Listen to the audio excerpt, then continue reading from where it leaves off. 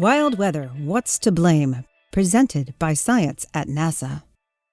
Record snowfall, killer tornadoes, devastating floods, there's no doubt about it.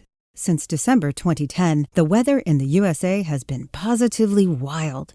But why?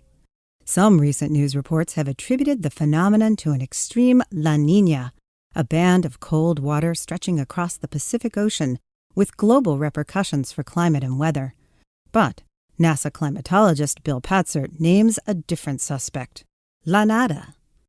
La Niña was strong in December, he says, but back in January it pulled a disappearing act and left us with nothing, La Nada, to constrain the jet stream.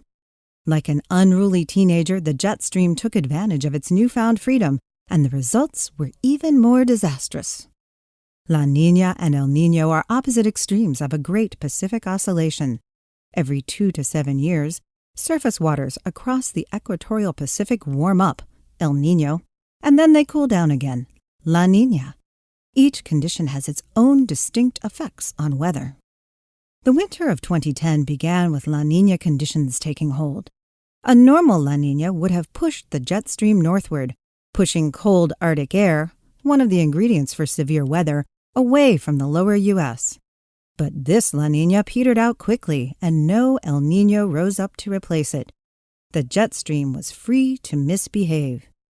By mid-February 2011, the jet stream was meandering wildly around the U.S.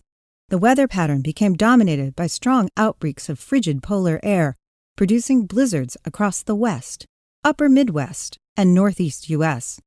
The situation lingered into spring, and things got ugly. Russell Schneider, director of the NOAA National Weather Service Storm Prediction Center, explains. First, very strong winds out of the south carrying warm, moist air from the Gulf of Mexico met cold jet stream winds racing in from the west. Stacking these two air masses on top of each other created the degree of instability that fuels intense thunderstorms.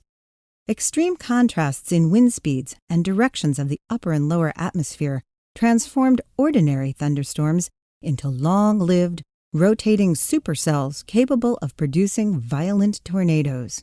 In Patzert's words, the jet stream, on steroids, acted as an atmospheric mixmaster, causing tornadoes to explode across the Deep South and Tornado Alley, and even into Massachusetts.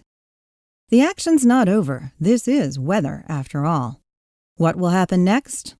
Please don't say La Nada.